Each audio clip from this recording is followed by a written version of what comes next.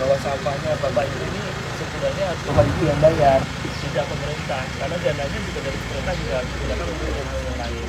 Sehingga kalau itu menjadi pemahaman sudah rumah, maka masyarakat akan mengurangi sampah.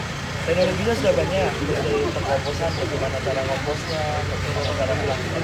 Tinggal kemudian Pak Bupati dengan seni dan budaya kita semua berdiskusi dengan masyarakat semua bahwa ini harus dilakukan dan mulai sekarang. Sudahlah, ini memang harus kita menghemat-hemat sampah yang keluar, tidak boleh sembrono kita di dalam memproduksi sampah. Serius, karena bebannya luar biasa. Ini Pak Bupati bisa kolek untuk hitungan ini. Jadi kalau kita hitung, kalau mau sempurna aja maka biayanya lebih dari 300 miliar per tahun. Duit apa yang dipakai ya, untuk membiayai kota yang cukup padat ini. Jadi intinya masyarakat yang diminta aktif juga, Pak? Masyarakat aktif. Kemudian yang kedua, ini kan lantai ya, harus semua bergerak. Kedua, kawasan. Kawasan ini saya minta Pak Bupati tidak ragu-ragu dan segan-segan menegakkan regulasi.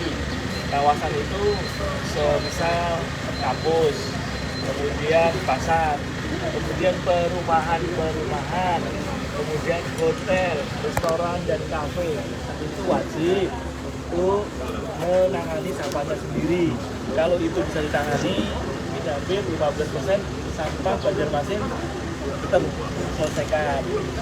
Jadi kalau itu masyarakat tadi kan mengurangi sampahnya dan berbagai macam metode sudah ada. Tinggal nanti Pak Bupati, Pak Wali Kota harapan saya mendorong kuat komunikasi informasi di seluruh lapisannya, tugasnya tidak hanya di dinas lain saja, pasti tidak sanggup masyarakat yang tugas kedua mengelola kawasan wajib menyelesaikan sampahnya sendiri, tidak boleh kemudian menjadi beban pemerintah. Kemudian yang berikutnya keterlibatan dari extended producer responsibility atau produsen sampah, artinya katakanlah maksudnya makanan kotak-kotak nanti dia bernama minuman kotak, plastik, kemasan saset, itu nanti kami akan mintakan bertanggung jawab terhadap sampahnya yang ditimbulkannya di Banjarmasin. Jadi nanti dia berkontribusi untuk membantu menyelesaikan.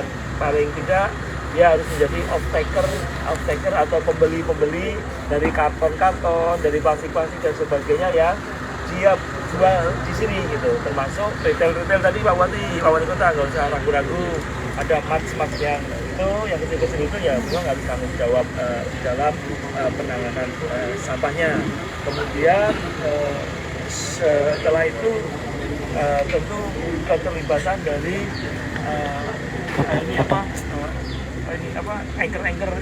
anchor usaha seperti PLTU Asam-Asam, semen Kons ataupun semen Indo Tunggal Perkasa. Ini mereka dimandati juga untuk menyerap bahan bakar dari sampah. Bahasa Sundanya RDF, Refuse Retrieve Fuel. Jadi ini yang sudah ada surat peraturan Menteri SDM-nya bahwa mereka wajib membeli itu dengan harga bahan bakar dari sampah dengan harga 120% dari harga batubara, maksudnya lebih 20% dari batubara. Kemudian biaya pengangkutannya di on top-kan atau ditambahkan, bukan mengurangi harga dari RDF itu. Jadi segala macam cara sudah dilakukan. Kemudian mohon maaf nih teman-teman, saya harus kembali evaluasi TPA sendiri.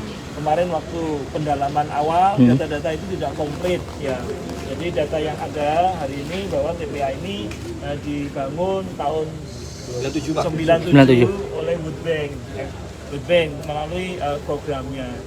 World Bank itu standar internasional ya bangunnya. Jadi saya yakin standar World Bank itu selalu diawali dengan kedap dari dasar pengelolaan. Tapi ini karena kesembronoan pengelolaan yang lama, ini jadi beban Pak Bupati.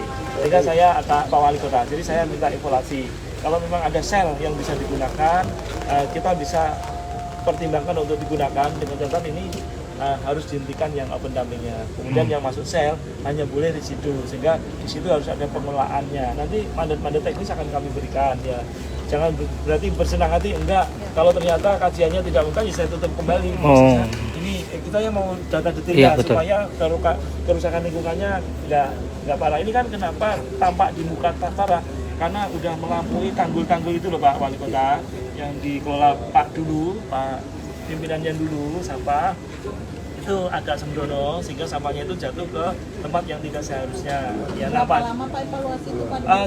Segera karena ini sangat penting dan mendesak. Namun saya minta Pak Bupati melakukan semua langkah yang direkomendasikan oleh kita.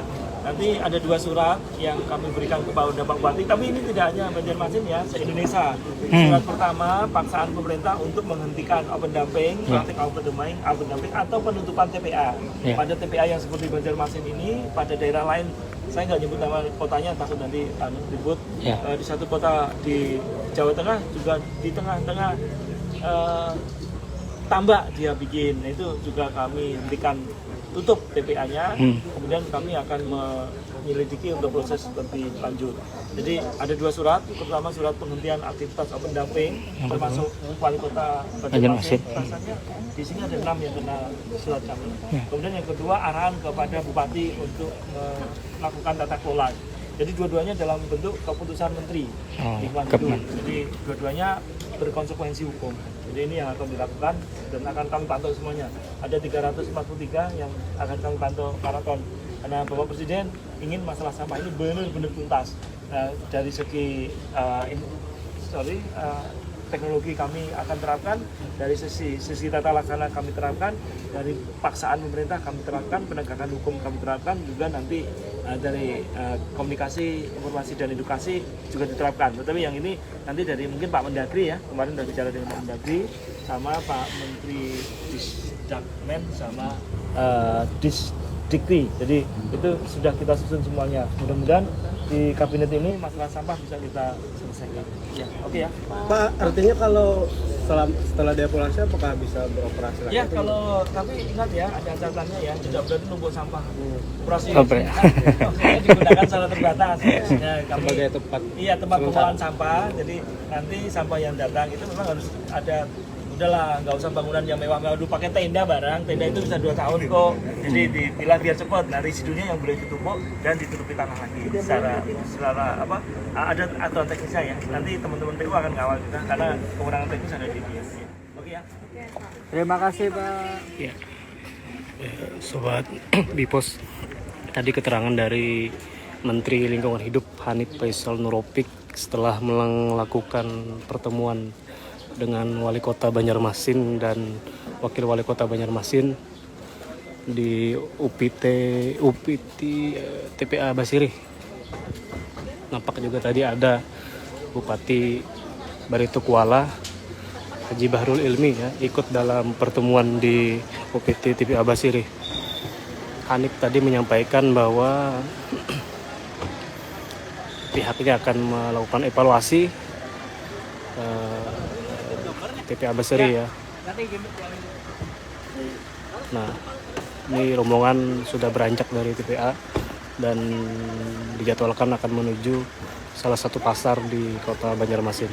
Oke, Sobat Bipos Video, sekian. Assalamualaikum. Download Tribun X sekarang, menghadirkan lokal menjadi Indonesia.